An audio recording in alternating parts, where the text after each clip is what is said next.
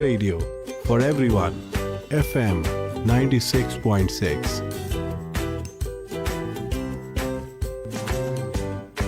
24/7 every day, every night. Radio FM 96.6. प्यारे पाकिस्तान के प्यारे बासियों को आतिफ खान का प्यार भरा सलाम। प्रोग्राम प्रोग्रेसिव पाकिस्तान में एक दफ़ा फिर आपको खुश आमदीद कहूँगा। ये प्रोग्राम आप सुना करते हैं every Monday to Thursday at 2 PM।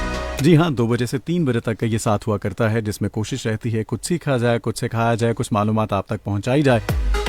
वो तमाम तर सवालात जो आप लिख भेजा करते हैं, वो तमाम तर मौजू जिसके ऊपर आप चाहते हैं हम बात करें, और हमारी कोशिश रही है कि हम उन तमाम मौजू को अपने प्रोग्राम के अंदर ज़ेरे बहस लाएं और आपके सवालात के जवाब जो हैं वो बड़ी ज़िम्मेदारी के साथ आप लोगों तक पहुंचाए जाएं। और बहुत सारे लोग हमें सराहते रहते हैं, आप लोगों का फीडबैक हम तक जब पहुंचता है तो हमें बहुत अच्छा लगता है। आप लोगों के मैसेजेस, आप लोगों की कॉल्स ये बता रही होती हैं कि आपको इस प्रोग्राम का इंतज़ार भी होता है और आप इससे बहुत कुछ सीख भी रहे हैं। वेल जनाब, आप प्रोग्राम में शामिल हुआ करते हैं, मैसेज किया करते हैं, कॉल किया करते हैं। 0334 19 66 966 ये नंबर है जिसके ऊपर आप लोगों की कॉल्स, आप लोगों के मैसेजेस मौसूल होते रहेंगे। आप लोग चाहें तो इस पर व्हाट्सएप भी कर सकते हैं। और इसके अलावा जनाब, आप हमारे Facebook official page progressive Pakistan को भी सर्च करके ना सिर्फ उसे देखिएगा बल्कि उसे लाइक भी कर लीजिए, ज्वाइन कर लीजिए। और हमें पता चलता रहता है कि उस पर कौन है जो हमें सुनता है, उस पर कौन है जो हमारे प्रोग्राम के ऊपर बड़ी गहरी नज़र रखे हुए हैं। होता है ऐसा इस वजह से क्योंकि जिन लोगों के अंदर सीखने का शौक है वो हमेशा कहीं ना कहीं से कुछ ना कुछ सीखते रहते हैं। और बात जब भी सीख की आती है वो सबसे पहली सफ में खड़े आपको नज़र आते हैं। उनकी कोशिश ये रही है कि एक से एक लफ्ज़ और बढ़ जितनी भी जिद्दत आती जा रही है, जो भी चीज़ों में तब्दीलियाँ आती जा रही हैं, उनके बारे में उन्हें पता होना चाहिए, इल्म होना चाहिए। अगर आप लोग इस चीज़ के बारे में समझ बूझ रखते हैं तो इसका मतलब ये है कि आप उन लोगों में शुमार होंगे जिनका जिक्र उनकी पीठ के पीछे भी किया जाता है। जी हाँ, बात तो वही है कि अगर आप सामने हैं तो हर इंसान आपकी तारीफ़ करता है, आपके लिए कोई अच्छे अल्फाज बोलने की कोशिश करता है, लेकिन आपकी गैर मौजूदगी में भी अगर आपका जिक्र हो रहा है तो इसका ये मतलब लिया जाए कि आप एक अच्छे इंसान हैं, आप बाकिरदार हैं, आपका इखलाक अच्छा है। हो सकता है आपके इल्म की बात की जा रही हो सकता है आपकी सलाहियतों का जिक्र किया जा रहा हो, तस्करा किया जा रहा हो सकता है आपकी शख्सियत के एतबार से आपको याद किया जा रहा हो। तो ऐसी चीज़ें अपने अंदर हमेशा इंसान को रखनी चाहिए और ये तभी मुमकिन है जब हम ये मान लें कि हम मुकम्मल नहीं हैं, हमें आज भी कुछ ना कुछ सीखना है, हमें आज भी कुछ ना कुछ जानना है, कुछ है जो बाकी है, कुछ है जिसकी कमी है और वही हमें हासिल करना है। हमारे इस प्रोग्राम में यही सारी चीज़ें हमेशा हम ज़ेरे बहस लाते रहे हैं और उम्मीद करते हैं कि हमारे गुज़श्ता प्रोग्राम से आप लोगों ने बहुत कुछ सीखा होगा। तो जनाब, आज के प्रोग्राम का बाकायदा आगाज़ करते हैं और आज हम कोशिश करेंगे कि फिर से एक ऐसा टॉपिक जो है ज़ेरे बहस लाएँ जिसके ऊपर बात करते हुए आप लोगों को कुछ हम आज माजी का तज़किरा भी करने जा रहे हैं, क्योंकि आज का जो हमारा टॉपिक है ये बहुत खूबसूरत है। कैलीग्राफी के ऊपर आज हम बात करेंगे, खुशखती के एतबार से हम बात करेंगे कि इसका रुझान बहुत कम होता जा रहा है, क्या वजूहात हैं, ये सारी भी डिस्कस की जाएंगी। और माजी में जैसा कि आप जानते हैं कि तख्ती लिखना, अच्छी कलम का इंतखाब और ये सारी चीज़ें हमारे लिए बहुत अहम थी, बहुत ज़रूरी हुआ करती थी और बड़ा शौक़ हुआ करता था। हमें अपनी तख्ती को जनाब वो लिखने का शौक़ रहा, खुशखती में हमारी कोशिश रही कि हम बाकियों से अच्छा लिख सकें और इस दौड़ में बहुत सारे लोग आगे रहे, कामयाब हुए। ये वही लोग थे जिनके अंदर शौक़ था। और कोई भी काम है उसमें जब तक आप शौक़ आप इन्वॉल्व नहीं करेंगे तो मेरा नहीं ख्याल कि आप उस चीज़ को सही से समझ पाएंगे, उसकी समझ बूझ आप हासिल कर पाएंगे। तो जनाब, आज के प्रोग्राम का बाकायदा आगाज़ करते हैं। मेरे साथ मौजूद हैं फैसल दुरानी, आप कैलीग्राफर हैं, एक्सपर्ट हैं आप, और आपसे आज हम जानने की कोशिश करेंगे कि कैलीग्राफी है क्या इसकी टाइप्स हैं, इसके क्या इकसाम हैं और साथ ही साथ जो रुझान कम होता जा रहा है उसकी क्या वजह है। ये सारी बातें आज ज़ेरे बहस रहेंगी। अस्सलाम वालेकुम फैसल। वालेकुम अस्सलाम। सबसे पहले मैं आपको खुश आमदीद कहूँगा, बहुत शुक्रिया आप प्रोग्राम में तशरीफ़ लाए।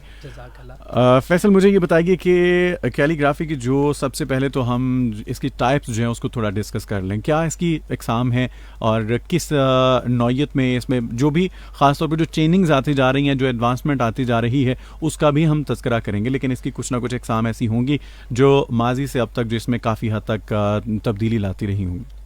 सबसे पहले तो बहुत ज़्यादा शुक्रिया आपका कि आपने मदऊ किया और इस हसास टॉपिक के ऊपर बात स्टार्ट की। और आपका चैनल जो कि इस चीज़ को मीडिया की अपनी जो एक टर्म है और मीडिया की जो रिस्पॉन्सिबिलिटीज़ हैं उनको मलूज़ खातर रखे हुए हैं। और क्योंकि इन्फॉर्मेशन देना भी हमारी जिम्मेदारी है, विसल ब्लोइंग करना हमारी जिम्मेदारी है मीडिया की, ना सिर्फ एंटरटेनमेंट और इन चीज़ों पे हम लोग फोकस करें, तो बहुत ज़्यादा शुक्रिया। तो बात है कैलीग्राफी की, तो कैलीग्राफी एक ऐसा मजमून है, एक ऐसा आर्ट है जो कि आपके बहुत स्पिरिचुअल आपके बहुत करीब होता है जी। आप इससे बल्कि कैलीग्राफर जो एक अच्छा कैलीग्राफी करता है उसमें ये बात वाजे है कि वो नफासत पसंद होता है, सफाई पसंद होता है, उसको चीज़ों को आरास्ता करना बहुत अच्छा लगता है, डेकोरेशन के साथ चलना अच्छा लगता है। और हमारे यहाँ जो ज़्यादा कैलीग्राफी जो राइज है वो ज़्यादा कुरानी खताती लिखी जाती है कुरान की, और जिसमें काफ़ी वेरिएशंस वक्त के साथ साथ आ रही हैं। और ये सिलसिला ना सिर्फ आज का चल रहा है बल्कि इससे पहले अगर लिखने की बात की जाए तो इंसान जो अपना माफी ज़मीर होता है वो 3 तरीक़ों से बयान करता है, एक ज़ुबान के ज़रिए या फिर इशारों के ज़रिए या फिर कलम के ज़रिए। बिल्कुल। तो अगर इंसान में सकत नहीं है बोलने की या आवाज़ पहुंचा देने की नहीं या सकत है तो फिर वो वेव करता है, वेव की समझ नहीं आती तो फिर मतलब वो लिखना या कुछ ना कुछ ऐसे आंसर होते हैं जिससे वो अपनी बात को आगे पहुंचाता है जी। अब रही बात इसकी कैलीग्राफी का इजरा या स्टार्ट कैसे होते हैं, तो इंसान तो कुछ भी पोर्ट्रे नहीं करना जानता था, कुछ भी बताना नहीं जानता था। कैसे पहले उन्होंने शक्लें बनाना शुरू की, लेकिन उस शक्लों के भी तो कुछ नाम देने ये भी ज़रूरी समझा जाता था कि आया कि हमने ये शक्ल बनाई है, इसका अगर मतलब ये है तो वो मतलब क्या उखज़ करना है या वो मतलब क्या है वो भी तो लिखना है। पहले जानवरों के नाम, मछली बना देना या उससे ये साइन ले लेना या इस तरह से।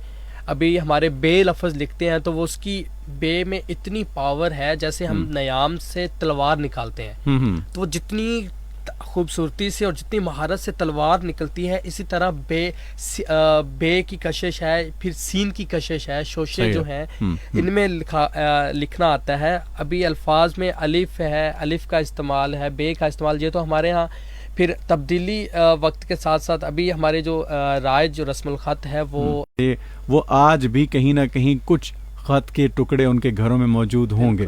ठीक है, तो ये मेरा ख्याल है कि ये चीज़ें जैसे जैसे कम होती जा रही हैं। आपको क्या लगता है कि कंप्यूटर ने जब से जगह ली है इंसान जो है वो सहल पसंद नहीं होते जा रहे, उनको लगता है कि काम वो हो जो बस जल्दी से हो जाए, मेरी उसमें इन्वॉल्वमेंट जो है वो ज़ाहिर हो ना हो, बस काम जल्दी से हो जाना चाहिए।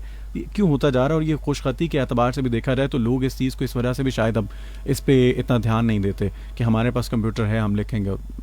स्टार्टिंग में आपने बड़ी प्यारी बात की कि मोहब्बत और ये खुलूस की जो बात है, और जिससे इंसान मोहब्बत करता है उसके लिए खुलूस करता है, उसके लिए मोहब्बत जो होती है वो तरद्दुद मांगती है और बहुत ज़्यादा। और जहाँ पे तेज़ी होगी, जहाँ पे जल्दी जल्दी में काम हो जाना हो, वहाँ पे वो तरद्दुद जो होता है वो ख़त्म हो जाता है। अभी कैलीग्राफी जब करते हैं इसके लिए भी बहुत ज़्यादा चीज़ों का आपको इकट्ठा करना बहुत ज़रूरी होता है। उनके लिए जगह सबसे पहले तो आपका कलम है, आपका कागज़ है, आपकी रोशनाई है, आपके लिए मकान का मतलब आपकी जगह अच्छी हो, आपकी तबीयत साजगार होनी चाहिए, फिर आपके असाब की मजबूती होनी चाहिए। उसके अलावा फिर जाकर आप अच्छा एक लिखने का एहतमाम कर सकते हैं। सही है। तो जल्दी में आप ये इतना नहीं कर सकते। अभी कलम के लिए नड़कल इस्तेमाल किया जाता है या सरकंडा, जिसे आम लफ्ज़ों में हम काना भी बोलते हैं, तो इनका इस्तेमाल है। चाकू से उसको कलम को छीलना, उस सरकंडे को छीलना, फिर कलम का बनाना। रोशनाई के लिए एक बड़ी अजीब ये भी होता था। अच्छा, कलम घड़ने वाले जो हैं वो भी बड़े महारत रखते थे, ठीक है, और ये कोई ना कोई खास ऐसा हुआ करता था जिसके पास जाना, जी कलम हमने उसे दी है, जी वो घड़ के दें हमें, क्योंकि उसका अंदाज जो है, या वो जब वो कलम घड़ के देते हैं तो उसके बाद वो बड़ा अच्छा खूबसूरत लिखा जाता है। तो ये भी बड़ी महारत हुआ करती थी बहुत ज्यादा। और मुझे अल्हम्दुलिल्लाह इस बात का मैं शुक्रगुजार हूँ और लकी हूँ कि मेरे वालिद मोहतरम जो कि खुद इसी चीज़ से वाबस्ता थे, उन्होंने कैलीग्राफी पे उन्होंने बुक लिखी है और गोल्ड मेडलिस्ट हैं। इसके अलावा उन्होंने बोर्ड में मुकाबलाजात का जो इजरा है वो भी 1999 में करवाया फैसलाबाद में। और वो इस चीज़ का एक बंदा एक मकसद लेकर चलता है, वो अपने इस मकसद के साथ उन्होंने अपनी ज़िंदगी जो थी वो सारी बसर की है। तो इस बात का ये है कि अब उनसे कलम बनवाना और फिर उनके साथ जब रमज़ान होना तो स्पेशल उनके पास क्लास लेना, उनसे सीखना कैलीग्राफी, और ये मैं बात कर रहा था कि तरद्दुद जो होता है, तरद्दुद में स्याही का बनाना, स्याही के लिए दुआत का मौजू ढूंढना, स्याही लेकर आना, पानी को, वो हमारे यहाँ चलती होती थी उस टाइम में, तो वो स्याही को गर्म करना, पानी को, उसके बाद उसमें स्याही डालना, फिर उसके लिए कुछ ना कुछ ऐसी कपड़ा या इस तरह से वो चीज़ रखना ताकि वो स्याही बिखर ना जाए। फिर उसके लिए तख्ती होना, तख्ती के लिए गाची, उसको धूप, उसको धोना, गाची को सुखाना, और ये वो बड़ा एक तरद्दुद मांगता है। अच्छा, ये मुझे वैसे वो अगर हम माजी की बात करें तो जिस तरह स्याही और इसका जिक्र हुआ जी जी, तो याद पड़ता है कि ये बड़ा एक ज़रूरी इसे समझा जाता था तख्ती को। जो बच्चा क्लास में तख्ती नहीं लेके आता था, गवर्नमेंट स्कूल्स अगर मैं बात करूं, पुराने दौर की बात करूं, तो जिसके पास तख्ती ना हुआ करती उसे घर भेज दिया जाता। उसके पास कलम अगर नहीं है, स्याही तो चले इधर उधर से वो कहीं ना कहीं काम चल जाता, वो मांगने वाला भी सीन चलता था। लेकिन यह है कि मेरा ख्याल है कि वो उससे क्या था कि हमारी जो राइटिंग, हैंड राइटिंग जो है उसमें बड़ी इम्प्रूवमेंट आती थी। अच्छा, उसके बाद आप बॉल पेन से बेशक आप लिखते रहे हैं, लेकिन जिसने कलम से लिख के सीखा है, जो वो ख़ास किस्म की कलम होती है, उससे जिसने सीखा है, मेरा ख्याल है कि वो फिर जिस तरह का कलम भी उसे दिया गया, लिखा है, उसके अंदर वो बाकायदा झलक नज़र आई है, वो सीखने की झलक नज़र आई है। और हमारी क्लास में अगर हम बात करें, मैं अगर अपनी, मुझे याद है कि वही लोग खुशखती के एतबार से उनको रेट किया जाता है कि जो लोग उसमें शौक जिनका होता, जो इंटरेस्ट लेते। अब जिस तरह जिन लोगों ने तो जान छुड़ाने के लिए तेज लिखना, ये बड़ी खूबसूरत मुझे बात लगी कि इसके लिए ठहराव, सुकून, आपका इन्वायरमेंट ऐसा अच्छा, जिस तरह आज हमें इसलिए ये दरकार है क्योंकि मैं अगर लिखना चाहूँगा या मैं किसी से ये कहता हूँ कि मुझे जनाब खुशखती जो है इसका शौक़ हुआ है, मैं चाहता हूँ कि मेरी हैंड राइटिंग अच्छी हो जाए, मैं इसकी क्लास बाकायदा लेना चाहता हूँ या मैं प्रैक्टिस कर रहा हूँ, तो लोग शायद हंसें मेरे ऊपर। यानी बहुत कम लोग रह गए ऐसे जो इसके ऊपर काम कर रहे हैं। तो मेरा ख्याल है कि फिर ऐसे लोगों से भी हमें थोड़ा बहुत बचाना पड़ता है। तो ये एक हमारा विरसा है, बिल्कुल, और ये मांद पड़ता जा रहा है। प्यारा शेर है इस अगर मुनासिबत से बात करें कि अगर हो सके तो इनसे काम लीजिए, कागज कलम दुआत हैं आलात की तरह। बहुत खूब, बहुत। और ये कहा करते थे कि जो कलम की ताकत है, आपका अच्छा लिखा जाना जो है, ये एक बड़ी ताकत रखता है, बहुत मायने रखती हैं कोई भी चीज़ें। किसी के लिए आपने तहरीर लिखी है, असर छोड़ती है। अगर आपने तहरीर किसी के लिए कुछ भी लिखी है, मुझे ये बताइए क्या टाइप्स क्या है इसकी, एग्ज़ाम क्या, अभी क्या चेंजिंग आती जा रही है? जिस तरह कंप्यूटर का दौर है तो लोग जो है उनका रुझान उधर होता जा रहा है, तो लोग कम होता जा रहा होगा, उनके अंदर से शौक जो है वो ख़त्म होता जा रहा है।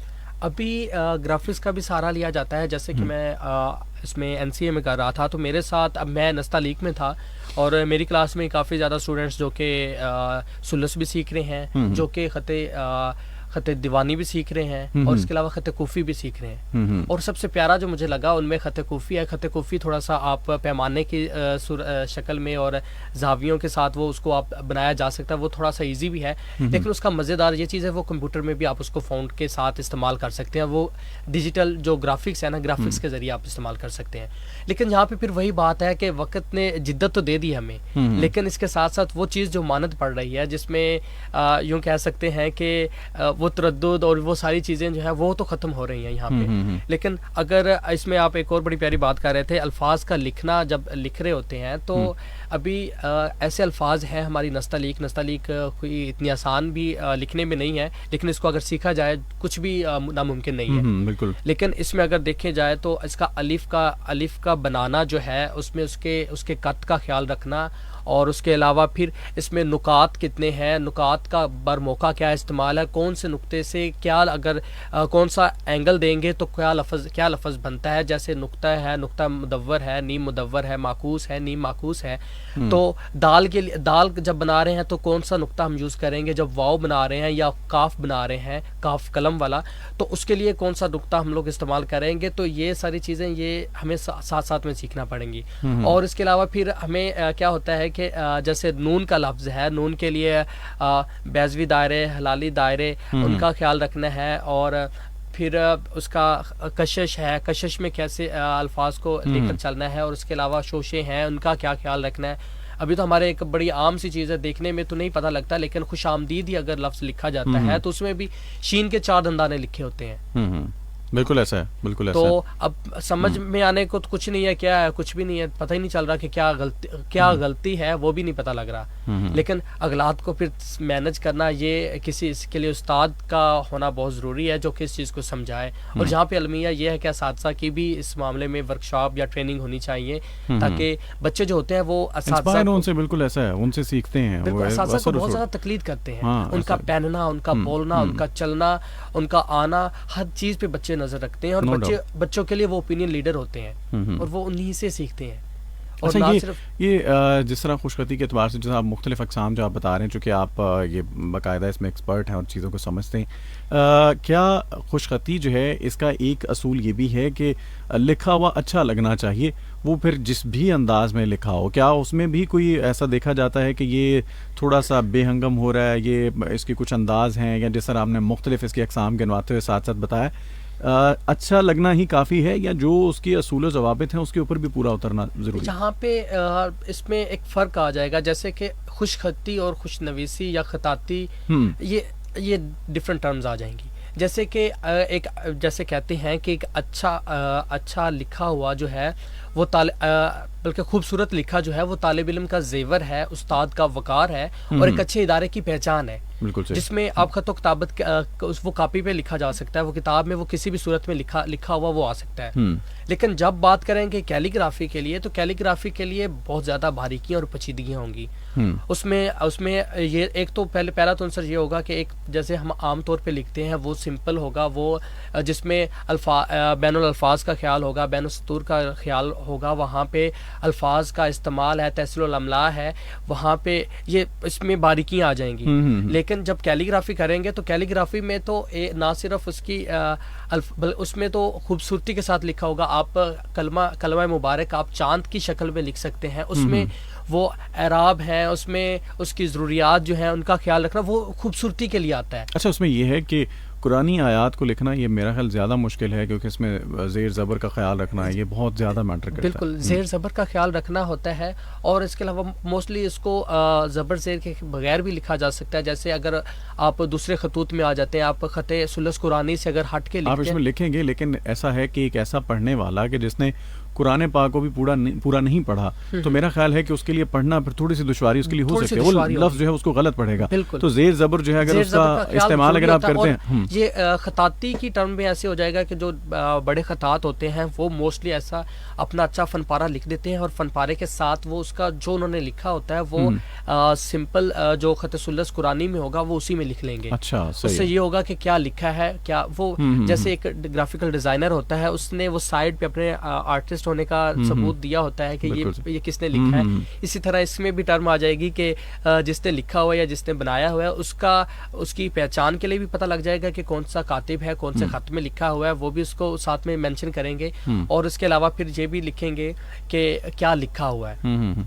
तो अच्छा, अब आप क्या देखते हैं कि पाकिस्तान में क्या हुकूमती सतह पे इसको कोई पजीराई मिल रही है? क्या आप देखते हैं कोई एग्जीबिशन जो है वो होनी चाहिए, इसकी नुमाइश जो बाकायदा, या हो रही है? अगर हो रही है तो उसके बारे में ज़रूर बताइए, अगर नहीं हो रही तो क्या चाहते हैं आप, क्या होना चाहिए? ये जो हमारा शौक़ है जो कम पड़ता जा रहा है, जो हमारा विरसा है मांद पड़ गया है, मेरा ख्याल है कि इसको उजागर होना चाहिए, इसको वाज़ेह तौर पर नज़र आना चाहिए, जो अब नहीं नज़र आता। जी बिल्कुल, क्या कहेंगे? पहली बात तो जैसे कि पेंडेमिक कोरोना का गुजरा है तो इसमें बहुत ज़्यादा नुकसान भी हुआ है, जैसे तालीमी हर्ज हुआ है, उसके अलावा हमें फाइनेंशियली बहुत हुआ है। लेकिन इंपोर्ट वो तो अलग, इंपोर्ट एक्सपोर्ट की अगर बात करें तो अलग मौजू हो जाएगा। तो इसमें देखा जाए तो काफ़ी ज़्यादा ऐसे भी स्टूडेंट्स हैं, ऐसे अदारे हैं जिन्होंने इस वक्त को ज़ाया नहीं होने दिया, बल्कि जिन्होंने इस तरह के शॉर्ट कोर्सेज करवाए हैं, उसके अलावा ऐसे क्या कहते हैं मुकाबला जात का इनकाद करवाया है, जिससे ये ना तो तालीमी हर्ज हो बल्कि एक वो टाइम भी ना हर्ज हो, और तालीमी कैरियर तो वो जैसे निज़ाम चल रहा था वो उसके साथ ही क्या कहें कि समझौता किए हुए थे। तो वो इन्होंने ये किया कि साथ में मुकाबला जात स्टार्ट करवाए, मुकाबला जात में बच्चों को इनामात देने के लिए, उनकी हौसला अफजाई के लिए ये काम स्टार्ट किया हुआ है।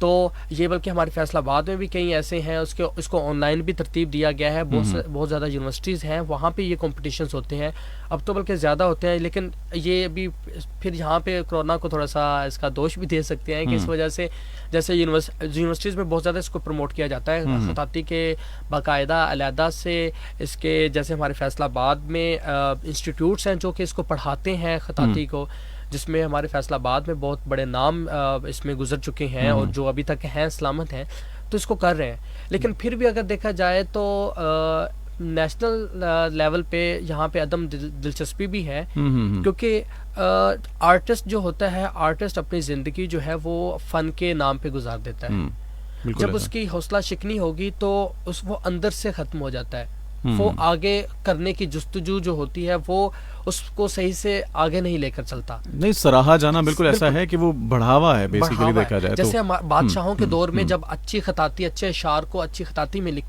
कर लेकर आया करते थे खतात, तो उनको इनामात दिए जाते थे। ऐसा है, बिल्कुल ऐसा। तो अभी भी उनको सराहा जाता है, लेकिन फिर भी वो जिस वजह से आप कह सकते हैं कि अदम दिलचस्पी उनमें आ सकती है या हौसला शिकनी उनकी हो सकती है, जिससे उनका शौक तो उन्हें मजबूर करता है, लेकिन उनके हालात उनको इजाज़त नहीं देते, जिसमें ज़रूरी नहीं है कि आप बस यूँ कलम उठाएं आप लिखें, बल्कि इसके लिए मेहनत चाहिए।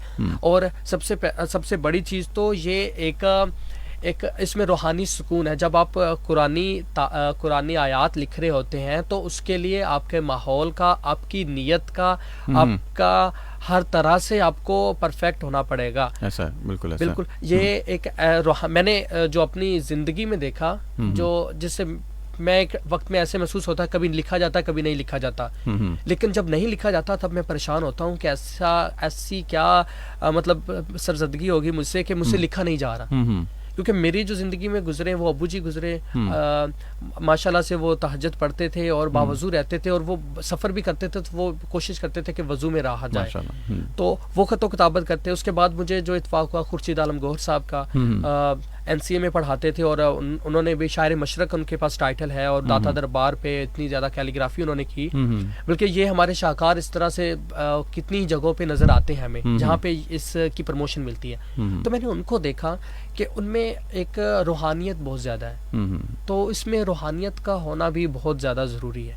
अगर खुशखती से हट के खताती की तरफ लेकर जाते हैं बात को, तो खताती में ये पहलू जो है वो। अच्छा, मेरा ये मानना है कि कोई भी काम करने की हद तक अच्छा होता है, करवाने की हद तक बहुत उसमें फिर वो ऐसे मसाइल जो वो रहते हैं। करने की हद तक ये है कि मेरा शौक है उसमें, करवाने की हद तक मुझे कहा जा रहा है करो, हाँ। तो ये कहीं ना कहीं ये चीज़ें भी जो है वो ये मैटर करती हैं। हाँ, वेल जनाब, आप सुन रहे हैं प्रोग्रेसिव पाकिस्तान, मैं हूं आपके साथ आतिफ खान, और आप हमें मैसेज कर रहे हैं, कॉल कर रहे हैं 0334 19 66 966 पे, और साथ ही साथ जनाब आप लोग हमारे फेसबुक ऑफिशियल पेज को भी ज्वाइन कर सकते हैं। प्रोग्रेसिव पाकिस्तान लिख के सर्च कीजिए और बन जाइए हमारे फेसबुक ऑफिशियल पेज का हिस्सा। वहाँ भी जो लिंक भेजेंगे उसे भी आज के प्रोग्राम में हम ज़रूर शामिल करेंगे।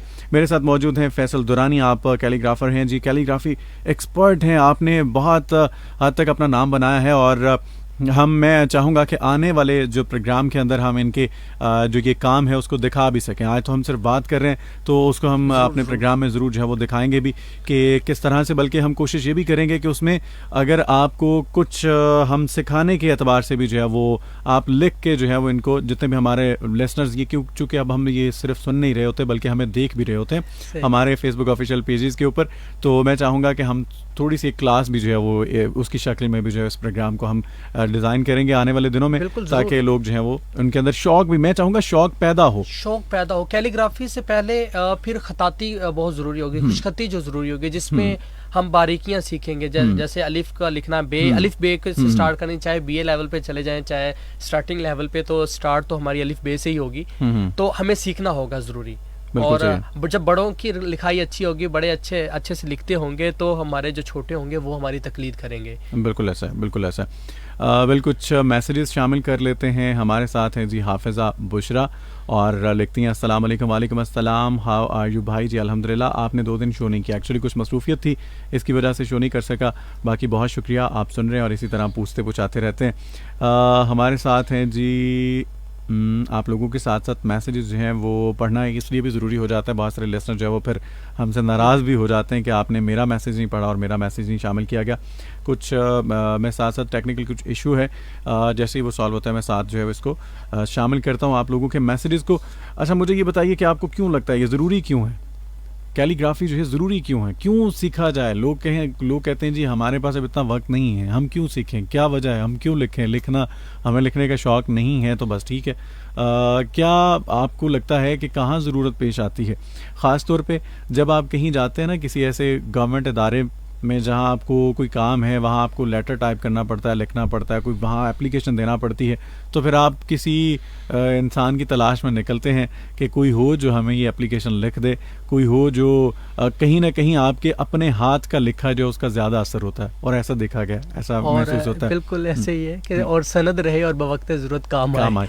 तो ये ऐसी चीज़ें, ऐसी तहरीरें जो हमें किसी से लिखवानी ना पड़े। जिस तरह पहले दौर का मैं जिक्र कर रहा था, हम ख़तों किताबत की अगर हम बात कर रहे थे, तो लिखना तो दूर की बात, लोग जब ख़त किसी को लिख भेजते तो क्या होता कि वो ख़त जो है वो उसी डाकिए से पढ़ाया जाता, उसी पोस्टमैन को कहा जाता जी ये पढ़ के सुनाइए, क्योंकि हमें पढ़ना नहीं आता। तो लिखना पढ़ना इसकी बहुत अहमियत है, ये हमें वक्त जो है वो सिखाता जा रहा है।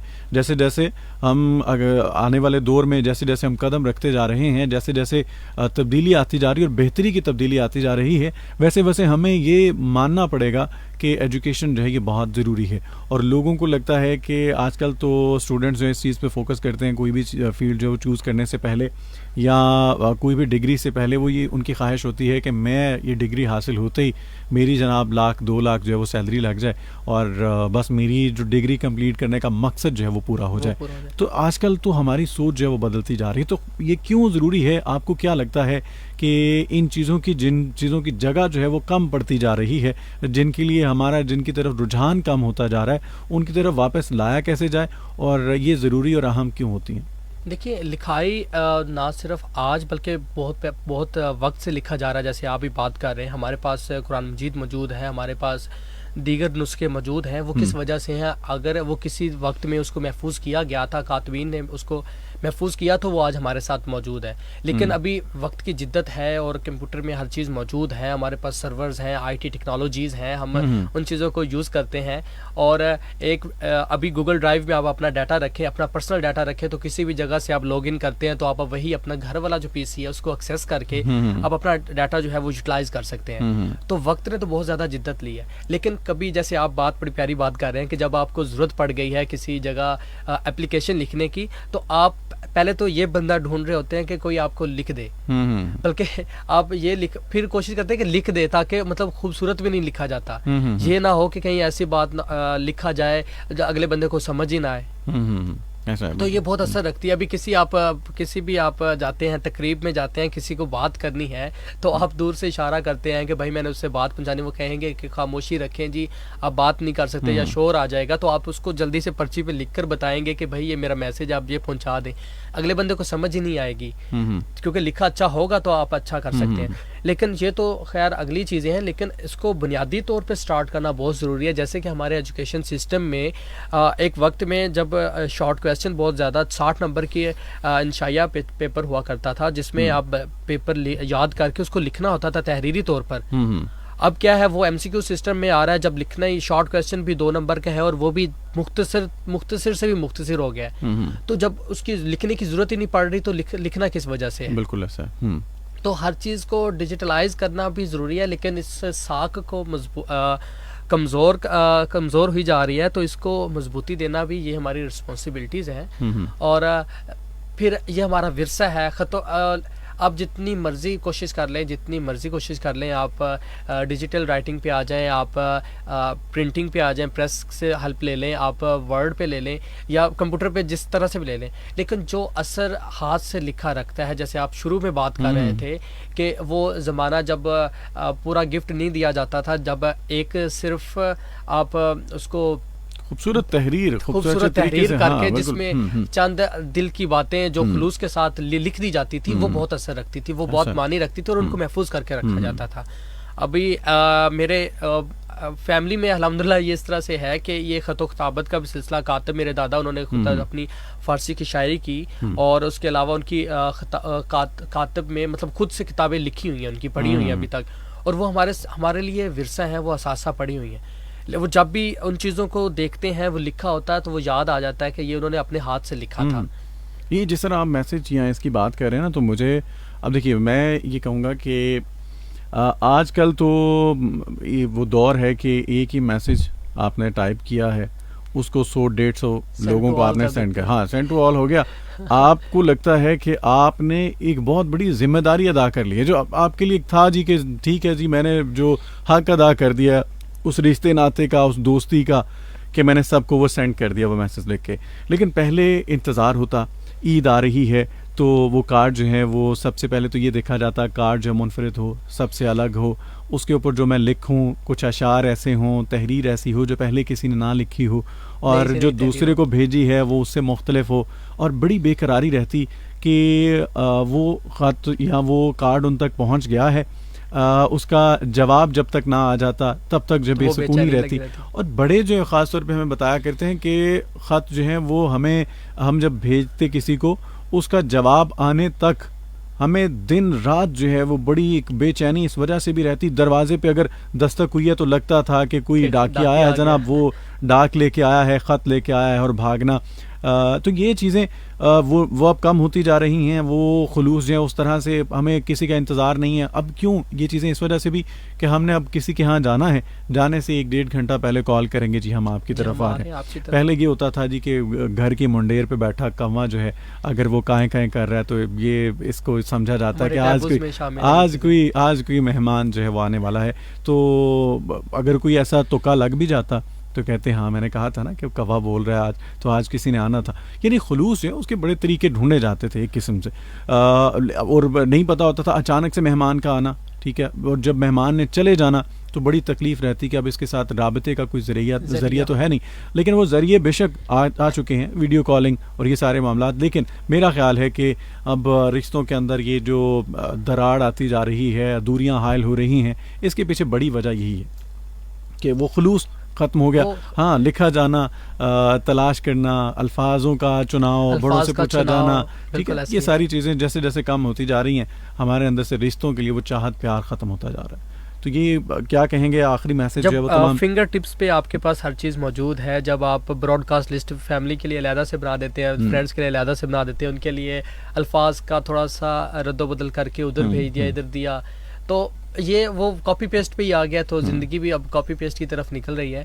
तो अभी ये बड़ी बातों से बात एक प्यारी आई कि मेरे भाई जो हैं वो ग्राफिकल डिज़ाइनर हैं, और मैं ग्राफिकल डिज़ाइनिंग भी कर लेता हूँ, लेकिन इसके साथ साथ कैलीग्राफी करता हूँ, क्योंकि बड़े भाई कैलीग्राफी करते हैं तो उनके साथ रगबत और ये मैं मिक्सचर इस पत्नी बना हुआ हूँ। तो ये है कि जब लिख रहा होता हूँ ना, वो लिख रहे होते हैं, उनकी कोई गलती होती है तो वो जल्दी जल्दी से उसको सेट कर लेते हैं। लेकिन जब मैं लिख रहा होता हूँ तो मेरे पास गलती की कोई गुंजाइश नहीं होती। मैं जब भी लिखूंगा उसको बड़े एहतियात से लिखूंगा, इसके लिए ठहराव है, इसमें एक किस्म की ड्राइंग भी इस्तेमाल होती है। जैसे कि आप लफ्ज़ लिख रहे हैं उसमें ठहराव होना ज़रूरी है। सीन का नीचे दायरे के लिए जब जा रहे हैं तो उसमें उसको कैसे मैनेज करना है, तोय है, आइन है, ये मुश्किल अल्फाज में हमारे शामिल है। तो इनको जब लिख रहे होते हैं तो बड़ा एक समझ ले कि बड़े इम्तिहान से बंदा गुजर रहा होता है कि कहीं इसके दायरे में खलल ना आ जाए, और दायरे की जो बारीकियां हैं, जैसे वो 3 का उसका दायरा है, उसकी कितनी लेंथ है, 1.5 का दायरा जो है उसकी हाइट होगी, 3 का होगा, ऊपर से उसको सिरा उसका नीचे से जाएगा तो वो बारीक होगा। तो ये इसकी बुनियाद है, और ये बुनियाद हमें सिखानी पड़ेंगी, जो कि हमारे बच्चों के लिए बहुत ज़रूरी है। मैं तो जैसे हमारे इंग्लिश जितनी राइज है, आम हो रही है, इसी तरह हमारी उर्दू जो है उस पर बहुत ज़्यादा असर आ रहा है। जैसे वो कहते हैं कि एक बड़ा प्यारा शेर है कि सलीके से हवाओं में जो खुशबू घोल सकते हैं, अभी कुछ लोग बाकी हैं जो उर्दू बोल सकते हैं। वाह वाह, बहुत खूब। और जब उर्दू को हम लोग सतेलो जैसा सलूक कर रहे हैं तो उर्दू को लिखना तो दूर की बात हो जाएगी। बिल्कुल ऐसा लिखने का शौक जो है वो अगर बोलने का शौक जो है वो खत्म होता जा रहा है। हमें लगता है कि हम पढ़े लिखे तभी तसव्वुर होंगे जब तक हमारी गुफ्तगू के अंदर इंग्लिश के कुछ अल्फाज हैं। हाँ, तो ये इसमें बच्चे से कहेंगे कि बच्चा जल्दी से फिनिश करो चीज को, हाँ, ये नहीं कि उसको खत्म करो, उसको मुकम्मल करो, उसको ये अल्फाज से तो क्या कहें, उसका सलूक तो हम खुद इस तरह से कर रहे हैं। तो बच्चा क्या सीख रहा है? बच्चे के लिए तो हम ओपिनियन लीडर्स हैं, जो हम करेंगे बच्चा तो वही करेगा, वो उसके लिए वही पिकिंग पावर होगी, वो उसको ही पिक करेगा। तो जब हम अपने अंदर वो तब्दीली नहीं लेकर आएंगे, तब जब हम बच्चे देखें, बड़े ऐसे पेरेंट्स देखे हैं जो मस्जिद की तरफ राग़िब भी नहीं, लेकिन जब उनकी औलाद होती है तो औलाद के लिए, ताकि वो औलाद उनकी पैरवी करे, वो खुद मस्जिद में जाते हैं। वो किस लिए जाते हैं? ताकि बच्चे उसको देखकर अडॉप्ट करें और बच्चा उसको मतलब नमाज पढ़े। जब बुजुर्ग घर में गाली देता है तो बुजुर्ग से कहते हैं कि बच्चे के सामने नहीं गाली निकालें, क्यों? बच्चे के ऊपर असर होगा। तो जब हम खुद बच्चे के सामने इंग्लिश बोलेंगे या उर्दू कम बोलेंगे, या कहेंगे हमारी जो मादरी ज़ुबान है, या पंजाबी की तरफ निकलते हैं कि इसको नहीं बोलो, ये बहुत बुरी ज़ुबान है, तो बच्चे के ज़हन में तो इम्पैक्ट वही होगा। अगर वो कहते हैं कि जी उर्दू में इसकी समझ नहीं आती है, तो पंजाबी से गाना कढ़ो तो फिर ही पता लगना है। तो पंजाबी में जब शौक कम होता जा रहा है, जब तक वो खास तौर पे जब उर्दू बोलेंगे नहीं, इमला जो है उसके ऊपर पता नहीं होगा, तो इमला पे बहुत ज्यादा वो इमला अगर नहीं अच्छी होगी तो वो हम लिखेंगे कैसे, कैलीग्राफी के ऊपर कैसे फोकस करें। खुशखती के एतबार से अगर देखा जाए तो हमारे अगर लफ्ज हमने लिखा तो है, खूबसूरत लिखा है, लेकिन वो लिखा, बच्चे को आप लफ्ज लिखवा देते, एक फिक्रा लिखवाते हैं कि जो ताजर अब लाहौर गए। अब बच्चे को मिक्स करके तो वो मिक्स करके वो जो ताजर का ते है वो जी जो के साथ लगा देगा, और अब जो है वो जर के साथ लगा देगा, तो वो जूता जुराब लाहौर गए। तो ये बिल्कुल ऐसा है कि ये बहुत मैटर करती हैं ये चीज़ें।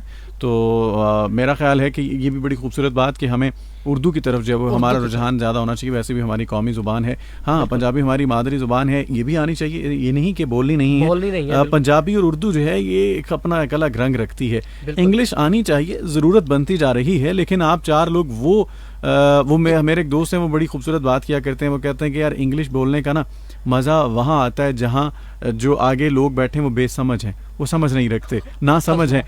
ना समझ लोगों के आगे जब हम इंग्लिश बोलते हैं तो बड़ा मज़ा आता है, क्योंकि फिर हम जो भी बोल रहे हैं तो उनको कौन सा, उनको तो ये याद है कि इंग्लिश बोली जा रही है। तो मेरा ख्याल है कि ये एक वाकई एक अलमिया है, इसके बारे में सोचना चाहिए, इसके ऊपर फोकस होना चाहिए। और जनाब आप सुन रहे थे प्रोग्रेसिव पाकिस्तान। आज भी हमारी कोशिश रही कि हम ये एक बड़े खूबसूरत टॉपिक के ऊपर बात करते जाएँ। हमारे साथ मौजूद थे फैसल दुरानी।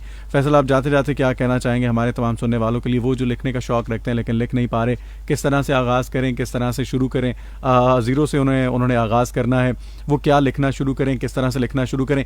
जल्दी से मैं चाहूँगा कि आप सबसे पहले तो उनको कलम उठाना ज़रूरी होगा, और ये समझना होगा कि मुझे जो मैं करने जा रहा हूँ वो मेरे लिए बहुत मुअस्सर होगा और इम्पैक्ट होगा उसके लिए। तो सबसे पहले तो अपना नाम लिखें।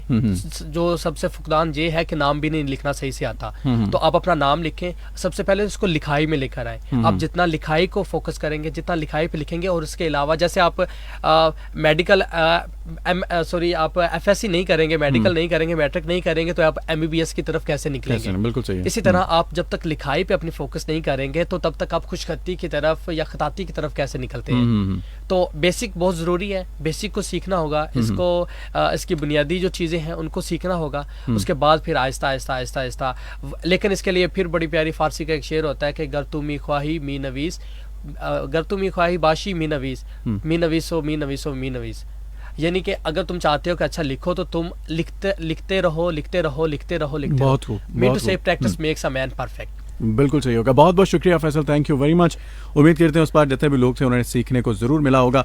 और ये तमाम तर चीज़ें ये बहुत अहम थी, बहुत अहम इस वजह से भी कि हमारा कुछ चीज़ें ऐसी हैं जिससे हम दूर होते जा रहे हैं।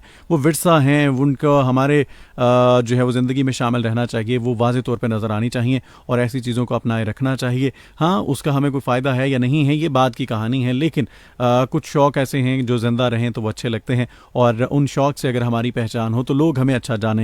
हम किसी ना किसी मुकाम को हासिल ज़रूर करते हैं, ऐसा नहीं है। कुछ शौक़ ऐसे भी होते हैं जो, अब खुशखती के एतबार से अगर मैं आपको बताऊं कि अब जिस तरह एक गायक है उसके लिए ज़रूरी है उसकी अच्छी आवाज़ का होना।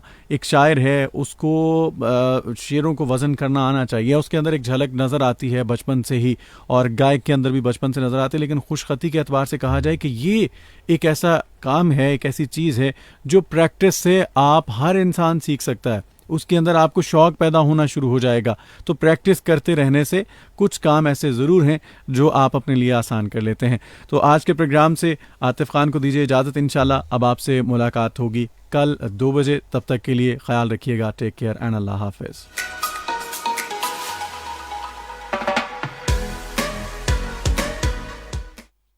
जब बजे शाम के 4 तो बोर होना छोड़ो यार, tune your radio dials to 96.6 और फ्रीक्वेंसी कर लो एकदम fix. Listen to your favourite songs, information और हंसी मजाक in disc on demand with me RJ Ruha, only on Wave FM 96.6। जिंदगी बचाने में मदद कीजिए। एम्बुलेंस को रास्ता देकर एक जिम्मेदार शहरी होने का सबूत दीजिए। आपका थोड़ा सा ताउन किसी इंसान की जान बचा सकता है। This public service message is brought to you by Wave FM 96.6। This is the hit station for the hit nation with Wave FM 96.6.